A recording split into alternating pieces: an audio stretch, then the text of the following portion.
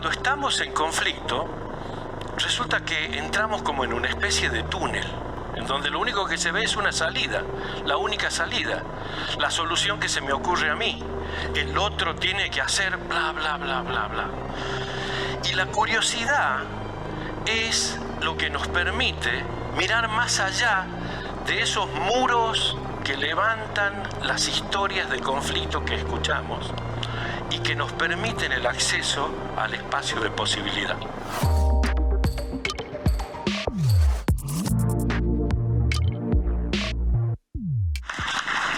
Bueno, qué gusto estar acá.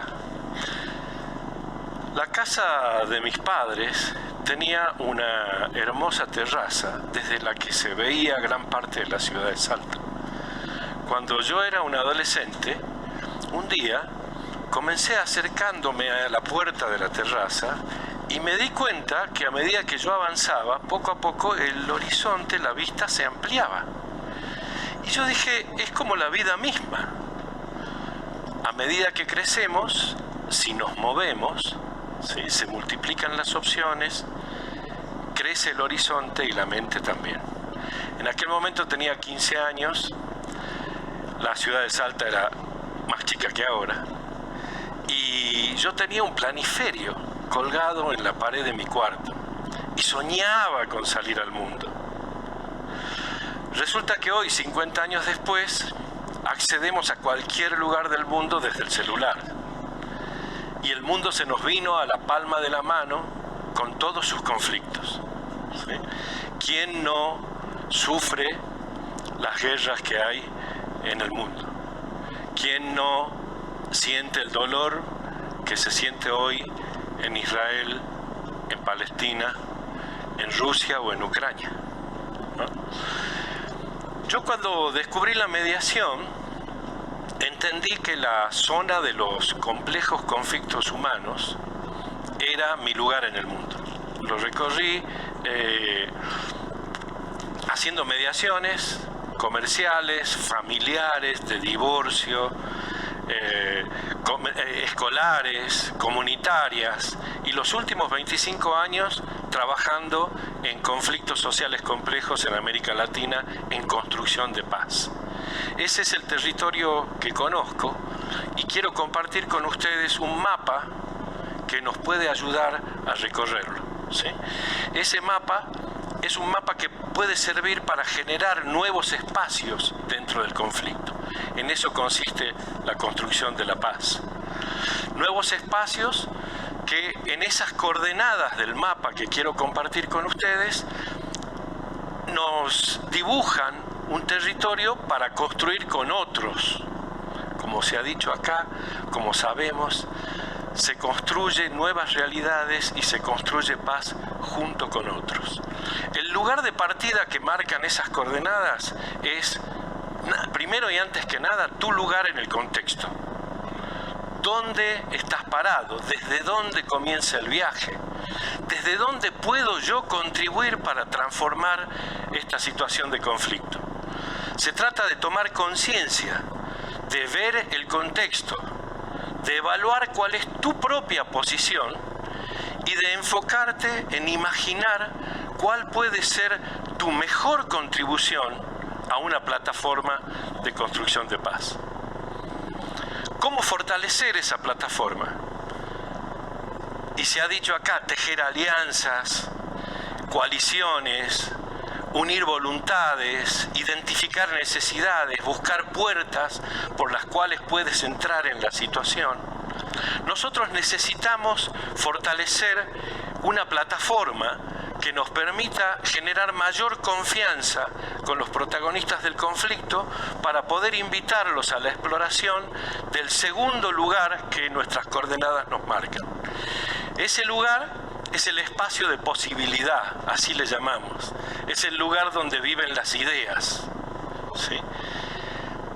Porque cuando estamos en conflicto, resulta que entramos como en una especie de túnel, en donde lo único que se ve es una salida, la única salida, la solución que se me ocurre a mí. El otro tiene que hacer bla, bla, bla, bla, bla. Y la curiosidad es lo que nos permite mirar más allá de esos muros que levantan las historias de conflicto que escuchamos y que nos permiten el acceso al espacio de posibilidad. Todos tenemos infinita cantidad de ideas viviendo en el espacio de posibilidad. Algunos se hacen preguntas filosóficas para explorar ese espacio. Otros viven dicotomías hasta que encuentran una manera de resolver las dicotomías con ideas nuevas, ¿sí?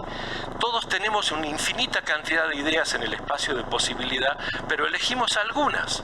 Elegimos aquellas que nos permiten darle sentido a nuestra vida y que nos permiten movernos, ¿no es cierto?, en la realidad en la que estamos.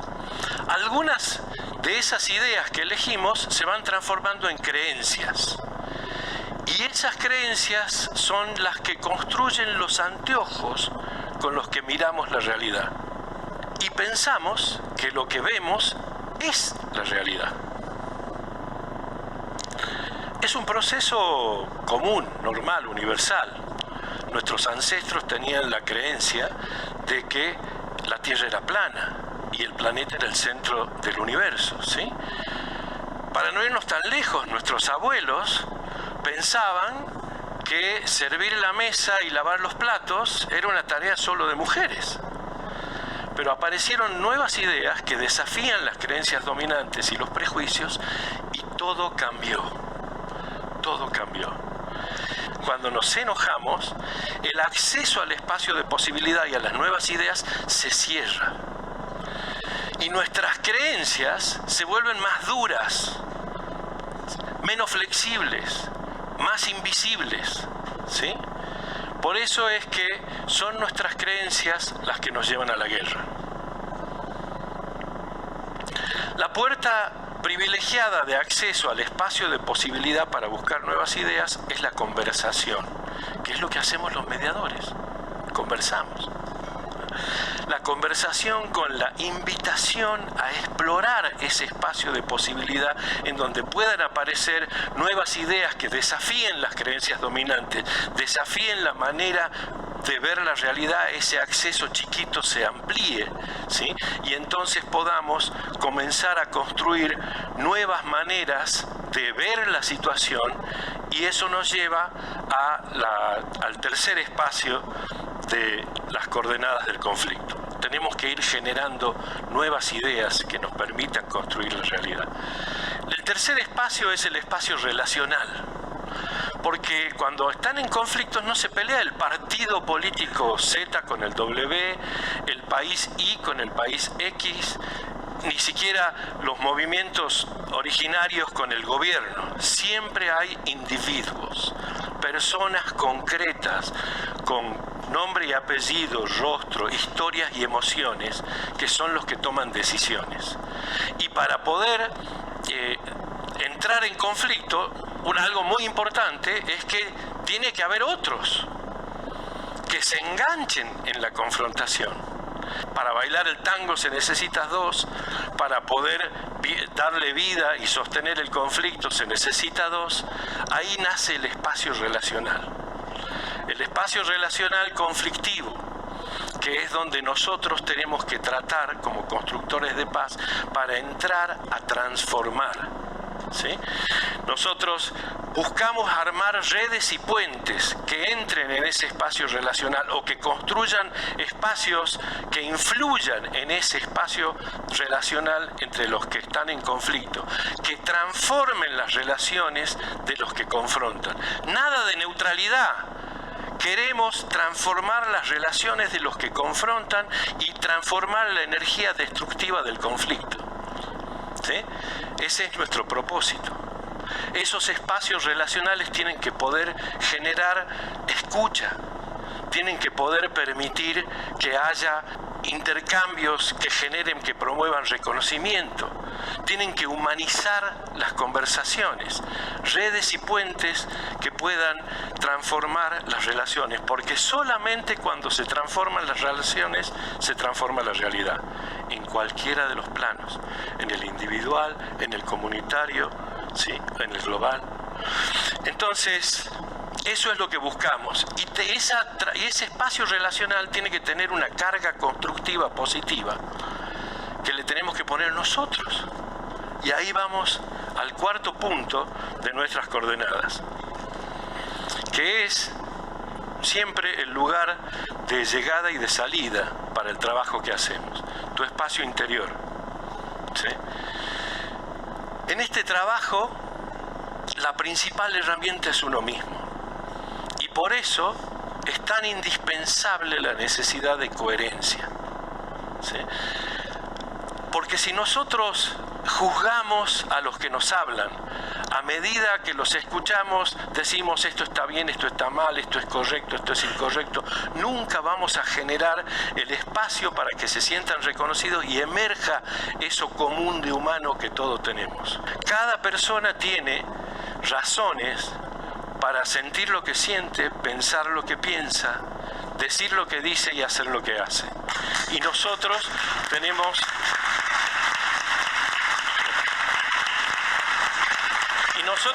que ser capaces de escucharlos y de comprenderlos, porque es indispensable para poder ayudar. Y ese es nuestro propósito. Nuestro propósito es poder ayudar a transformar la energía negativa del conflicto en energía positiva, a poder abrir puertas para que se produzcan los cambios necesarios sin violencia, para poder humanizar y dignificar las relaciones humanas y las personas. Entonces necesitamos alinear el ser que somos con ese propósito. Nosotros tenemos que poder buscar adentro nuestro nuestras energías de manera tal que puedan llenar de constructividad los espacios en los que trabajamos y contagiar a los protagonistas del conflicto. ¿Sí? Para eso necesitamos hacer algunas cosas. Necesitamos alinearnos, por lo menos necesitamos 3 pasos. Conocernos, ¿sí? Conocernos, poder diferenciar nuestras facetas, las malas y las buenas.